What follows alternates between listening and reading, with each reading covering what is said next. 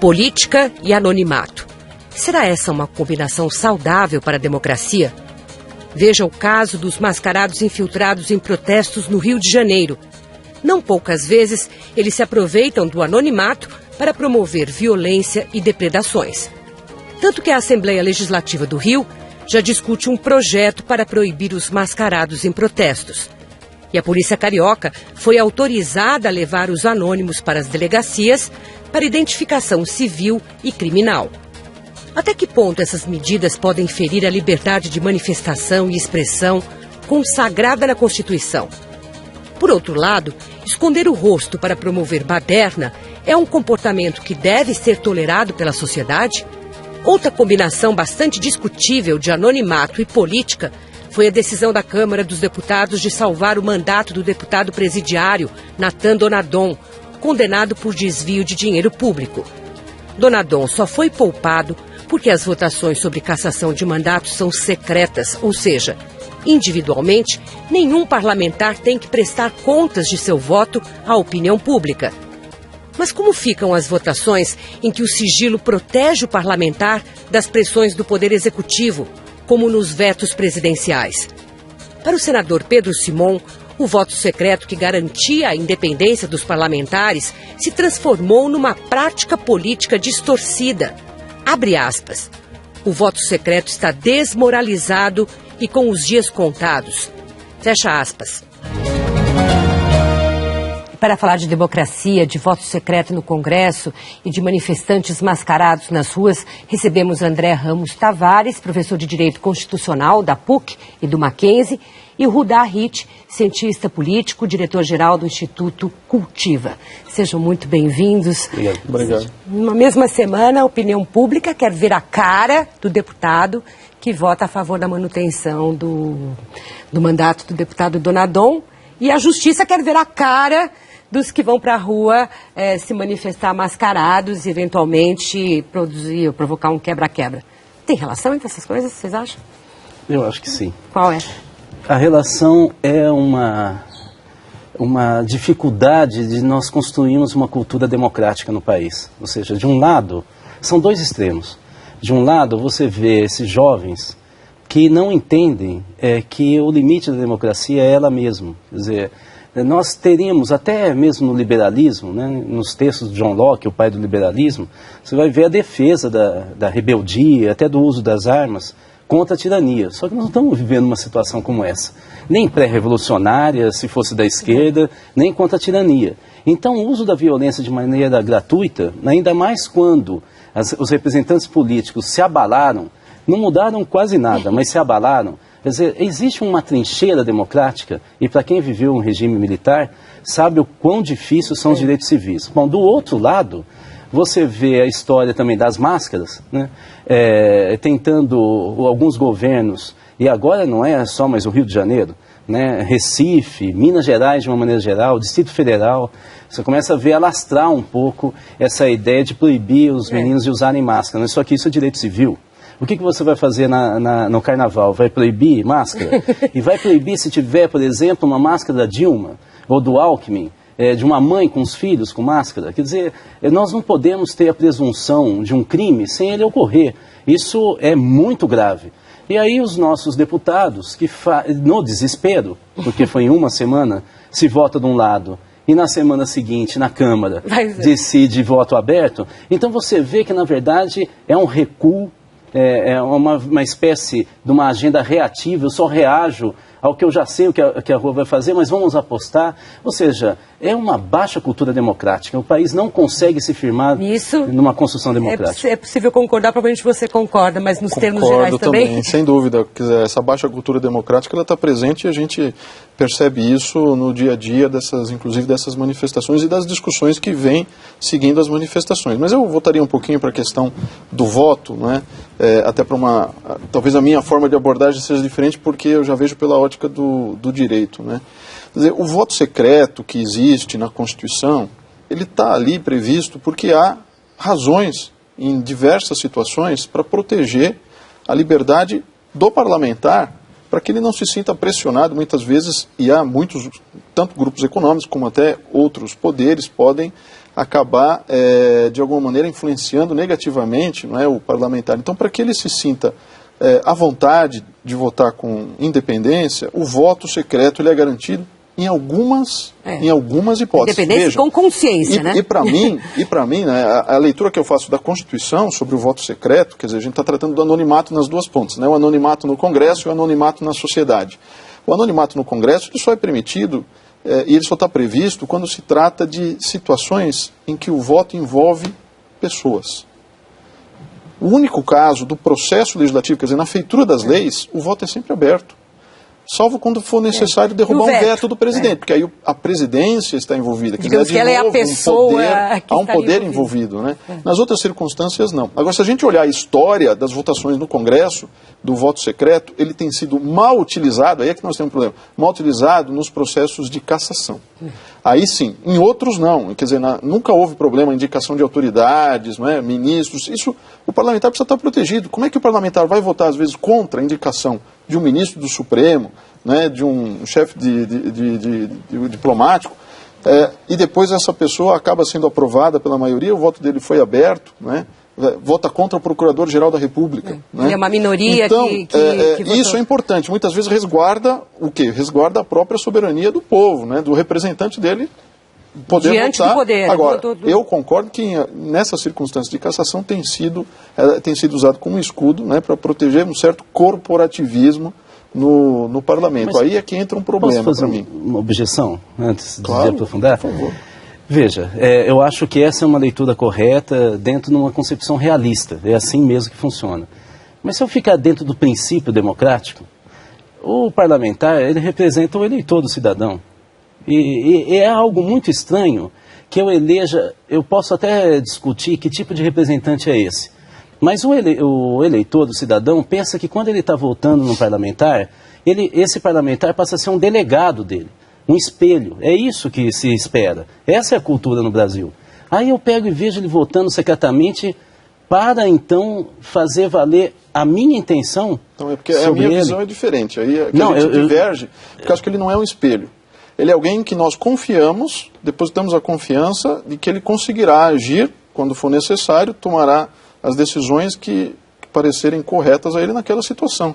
Porque ele não consegue sempre, né, ele não terá condições de representar, né, essa representação direta, né, como, digamos assim, um espelho, né, ela também é complicada. Não, todas as formas são. Todas as formas são. Então, mas veja, mas eu entendi a tua posição. O que está se dizendo... De todo modo, quer dizer, os próprios parlamentares, nesse uso viciado, como diz o senador Pedro Simon, de usar o voto secreto para ser corporativo, para proteger um dos seus pares, especialmente quanto mais do baixo clero é o parlamentar envolvido, mais há o sentimento de corpo, como se aquele baixo clero visse, amanhã posso ser eu. Há muito menos problemas nas indicações do Executivo. Em geral, não tem. Maiores contestações. Não é? Ali nesse caso, é irreversível. Ou seja, o voto vai ter de ser aberto mesmo nesse momento. Não? O que eu estou tentando aqui reforçar é o seguinte. Aqui a conversa é exatamente essa. O eleitor vota em confiança, isso chama-se representante fiduciário, em confiança, ou ele vota como delegado? Eu acho que um dos problemas que nós temos, e isso tem a ver também com a cultura política no Brasil, um dos problemas que nós temos de contradição imensa, quase irreversível hoje, das ruas com as instituições de representação política no Brasil, é que o cidadão vota como delegado, ele quer que seja espelho. E ele vê o parlamentar, principalmente, mas não só, do executivo também, fazendo algo que ele nunca imaginou fazer. Portanto, não é o voto em confiança. Embora isso seja democrático também, o representante fiduciário. Mas não é isso que está na cultura política brasileira. Né? Porque Ou eleitor... haveria esse voto em confiança e essa confiança é traída sistematicamente. Também não podemos descartar. Mas como não há modos de aferir, né, de imaginar qual... vocês, meus eleitores, como é que vocês querem que eu vote nesse caso? Não tem nem o recall, como agora se fala, que seria uma dessas formas. Instrumentos mais democráticos de chamada da autoridade, daquele representante a prestação de contas, né? Uma prestação de contas muitas vezes mais assídua, vamos dizer assim, né? Isso poderia acontecer. O problema é que nossa prestação de contas é a cada 4 anos. Né? E ela não funciona de uma maneira ideal. Mas o Senado foi quem mais se preocupou, porque justamente o Senado que tem essa função de constantemente aprovar nomes. A prerrogativa dos senadores é do Senado. que se aborreceram com a ideia de que o projeto da Câmara acabasse com o voto secreto para tudo, né? O Senado quer manter suas prerrogativas de indicar, aprovar ou aceitar livremente. Né? Vamos ver o que vai acontecer. Mas você vê que isso é verdade, mas, se eu não me engano, o G1 fez uma pesquisa, não é isso? E a grande maioria que nos bastidores diz de maneira ponderada, não pode ser voto aberto em tudo, na hora da pesquisa falou, sim, eu acho que tem que ser voto aberto. Inclusive o presidente do Senado. Com receio, então, que se beneficiou 2 vezes de votação por cassação com voto fechado. Né? Com as ruas é realmente violenta e veio para ficar. Ou seja, os parlamentares sabem onde eles estão pisando, claramente. Né? E essa vontade de ser espelho que eles não estão acostumados a ser. Então nós temos uma contradição, acho que original, muito grave hoje na democracia brasileira. Você falou no direito de se manifestar usando máscara. Eu pergunto, temos esse direito, nós brasileiros, de nos manifestar anonimamente? Então, só para concluir uma questão, acho que a transparência absoluta no Congresso talvez não seja um ideal também democrático. Eu vejo dessa maneira. Não é? Sim, então, sim. há circunstâncias em que ela não é benéfica à democracia. Sim. Mas, enfim, com relação ao outro polo, né, das máscaras, claro, se a gente tiver numa manifestação cultural, se a gente tiver numa festa na rua, não é, o uso de máscara como expressão artística, como... do nosso carnaval... Claro, ninguém vai discutir que isso é possível. Se alguém quer passear aqui em São Paulo, na Paulista, mascarado, né, qual o problema? Põe uma máscara e começa... Não tem nenhum problema. Isto faz parte da liberdade das pessoas. Né? O Estado não teria, um direito de impor às pessoas, né, proibir as pessoas de exercerem essa sua liberdade. Agora, com relação, quando a pessoa se manifesta, porque a gente agora está no âmbito de manifestações ideológicas, opinativas, então a gente está num momento em que a sociedade está manifestando as suas posições acerca de determinada situação democrática do país, acerca de uma insatisfação geral. Acho que aí, não é, nós teríamos 2 caminhos em tese, a princípio. Não é, o caminho da liberdade também, que é usar máscara, usa, não quer, não usa. Agora, a Constituição, isso é interessante, a Constituição diz que a liberdade de opinião não admite o anonimato. Quer dizer, quando eu vou expressar a minha opinião, não quando eu vou expressar uma manifestação artística, ou vou expressar uma liberdade pura e simplesmente de caminhar usando máscara, mas quando eu vou me manifestar, né, nesse país, a Constituição, veja, aí é uma posição minha a partir do direito posto. Né? A Constituição diz, é vedado o anonimato. É vedado. É uma das poucas e raras ocasiões em que a Constituição trata do assunto. O direito, em geral, não trata do assunto anonimato. Né? Mas se a gente procurar por aí, o artigo 5º, né, onde estão os direitos fundamentais, inclusive, ele abre exatamente essa restrição. Isso é muito interessante em termos de discussão. Isso, claro, nunca chegou a ser discutido nesse nível, porque agora que nós estamos enfrentando esse problema. Esses movimentos mascarados, eles já encontraram ressonância em partes importantes da sociedade, quer dizer, na academia, claro, nas universidades e tal, até como, digamos, uma forma de expressão contra o sistema, de pessoas que são, digamos, as principais vítimas desse sistema, vítimas da polícia, e inclusive o discurso que eles têm. Portanto, uma repressão muito, muito dura, que a polícia fica autorizada, no caso do Rio de Janeiro, que a decisão da justiça alcança a polícia, pode ser contraproducente, pode agravar, mas ainda, o que você acha? Absolutamente. É exatamente isso, ou seja, ela vai ser contraproducente. Porque quando você tem um espírito comunitário, e é isso que nós estamos falando, estamos falando de várias comunidades que vêm se formando nas redes sociais. E elas se expressam como multidão, também como um mosaico. Né? Nós vimos isso em junho. Então, quando você, primeiro, esse grupo específico que usa a violência como expressão política, vamos dizer assim, durante as manifestações de junho, eles não tinham, vamos dizer, uma acolhida simbólica ou significativa. Agora você percebe claramente que o discurso, inclusive das lideranças das manifestações de junho, e não mais só pelas redes sociais e encontros que estão ocorrendo, agora é massivo. Porque há um desencanto agora absoluto em já relação... pós, digamos, uma depressão, pós-manifestações Exatamente. Esse foi talvez a nossa maior perda do debate mal feito sobre o plebiscito. Ao invés de nós sentirmos que ali tinha um canal de institucionalização da expressão de desencanto, cortamos esse canal, agora a rua se apartou de uma vez e vê as instituições de representação como inimigas. Então, assim, acho que agora, se você usar violência, e isso é clássico nos estudos da sociologia, você vai aumentar o espírito de corpo. Por outro lado, o Estado também não pode permitir a violência, porque espera-se do Estado a repressão e a defesa do patrimônio. Não a máscara. Isso, a violência. Eu estava, por exemplo, num encontro acadêmico no Rio de Janeiro, agora, discutindo a questão da reforma sanitária, e os próprios professores usando máscara no auditório. E contra o governo do Rio de Janeiro, dizendo isso é um crime contra o direito civil. Ou seja, já há Já se criou uma nova onda de apoio e de contestação ao poder. Novamente, as instituições estão num compasso absolutamente distinto da rua. Eu concordo, na verdade. Também acho que a gente poderia ter aproveitado o momento da discussão sobre plebiscito para aproximar. Eu também tinha essa opinião desde aquele momento. Acho que, o que eu mencionei da Constituição vedar o anonimato, né, é porque isso certamente vai gerar uma grande discussão do ponto de vista jurídico. Né?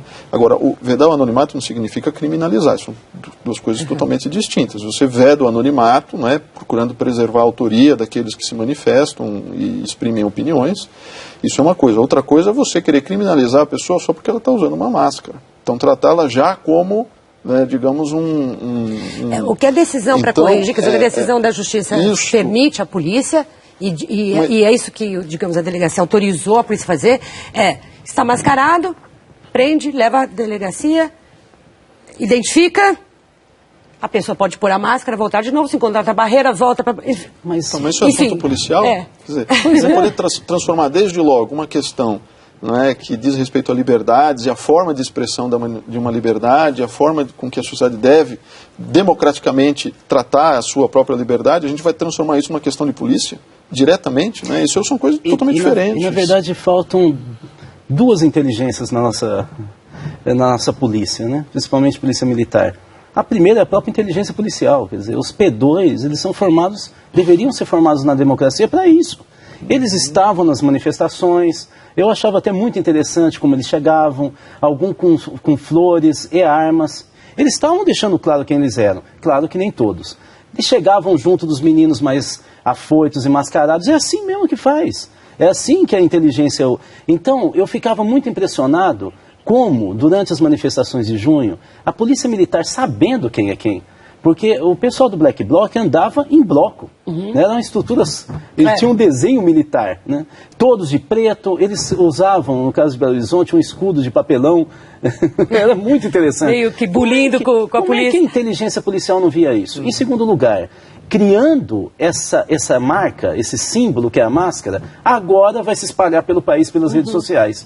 Todos vão usar máscara, alguém duvida. Eu acabei de falar de uma universidade importantíssima do Rio, e os professores e alunos usando máscara. Então, e agora... acho que tem uma agravante, porque o Estado, quando ele começa a se tornar opressor não só pela violência que por vezes pontualmente ele pratica, né, às vezes até massivamente, mas opressor porque ele também acaba não permitindo o exercício da liberdade. Ele acaba, então, criando exceções. Ele próprio, o Estado, não é, acaba justificando que as pessoas passem a usar a máscara. Se as pessoas, numa sociedade, num momento de democracia consolidada, né, não precisam usar máscaras para manifestar suas opiniões, num modelo em que a democracia não está consolidada e as autoridades não sabem lidar com a democracia, isso justifica, não é, que a gente passe para o anonimato. A Constituição também não vai impedir e nem quer impedir isso. Quer dizer, nós estamos tratando numa situação, digamos, de paz, normalidade e de democracia. Mas quando isso começa a se inverter, né, vai acontecer justamente isso. A gente vai ter um recrudescimento da situação. E no limite justificaria, portanto, a preocupação do governo norte-americano com o nosso governo. Porque, assim, uma expressão artística é uma forma de expressar a sua opinião. Também. Então, assim, se eu começar a retroceder nesse nível, daqui a pouco eu vou dizer, então as redes sociais que armam a violência... Também são criminalizadas. E aí? Você vai excepcionalizando e radicalizando. Entende, o criminoso. Agora, do ponto de vista, digamos, da sociedade brasileira, da política e do movimento agora, a gente tem aí convocações para 23 estados, capitais, inúmeros municípios, as manifestações do 7 de setembro são convocadas justamente pelos Black Bloc, pelo Anonymous. Então, há também quem diga que são esses movimentos que fazem aquela classe média que participou em junho ficar distante da rua. Eles vão conseguir aglutinar uma massa ou não? A rua vai ser deles. Qual é o palpite que vocês têm para o 7 de setembro? Mas daqui a pouquinho, depois do intervalo.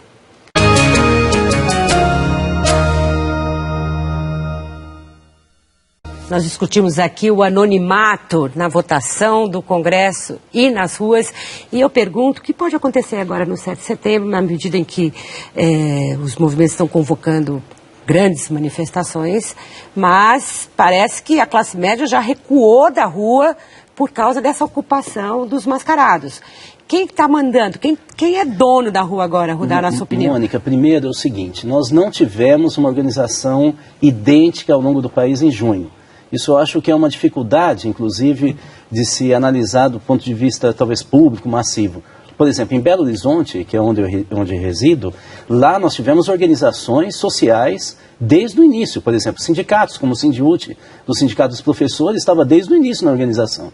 Porque eles já estavam na rua. Talvez o único sindicato, mas estava. Nós temos as brigadas populares, movimentos de luta contra as remoções, o COPAC. Então, lá desde o início foi organizado desse jeito. Eu tive, inclusive, encontros, está tendo muito em Belo Horizonte, universidades, discutindo com eles. E eles estão meio assim em relação ao 7 de setembro. Eu acho que eles estão repensando se saem. Porque eles estão vendo que a violência tem uma marca meio que inscrita. Rio de Janeiro foi outra situação. São Paulo, houve um embate ideológico mesmo. E o que seria mais conservador, digamos assim, ficou no centro da cidade. E na periferia foi o pessoal mais à esquerda. Então nós não tivemos uma mesma massa. Certamente. Eu acho que, portanto, 7 de setembro... não me parece uma data assim marcada como manifestação de massa por todos que organizaram. Talvez tenha a marca da violência, de grupos minoritários. Agora, o ano que vem na Copa, pelo que a gente vê a organização e o que eles estão discutindo, aí vai ser de novo uma massa imensa. Num ano eleitoral, exatamente vai ser complicado. Por isso. Mas com violência a gente vai acabar recebendo de presente, de grego, de 7 de setembro, justamente, ou talvez o despreparo da polícia. Talvez o despreparo da polícia, o baixo nível de preparação para lidar com muitos assuntos que são próprios da democracia, como a liberdade de manifestação, mas aí eu também faria, claro, é difícil a gente prever, não é? A gente está tentando aqui descobrir o que pode acontecer no 7 de setembro, mas eu também gostaria de lembrar, pelo outro lado, que o Estado também tem essa dificuldade. Quer dizer, então, o Estado tem que se preparar. Como é que ele se prepara? Tentando, não é, antever qual será a situação que vai se formar. E as situações são tão diversas, não é, e podem... e surgem, não é, de um contexto tão rápido, não é, a partir da internet e tudo, que isso faz também com que o Estado é mais um ingrediente para o Estado estar despreparado. Quer dizer, ele já tem institucionalmente um despreparo que vem de épocas de falta de democracia. E aí a gente tem algo que acrescenta um pouco mais, né, que é essa dificuldade, nesse clima, porque nós estamos numa situação de imprecisão do que exatamente está ou pode vir a ocorrer. De que qual é o limite de cada um dos lados. É impressionante, você tem o anúncio, você sabe que vai ocorrer. E na hora H você diz, mas por que eles não se prepararam direito? Incapaz. Só tem esse método, né, que já sabemos que não deu certo. Vamos ver. Muito obrigada, André. Muito obrigada, Rudá, pela participação aqui no Entre Aspas. E obrigada a você também, que nos acompanha até aqui. A gente volta na terça-feira. Até lá.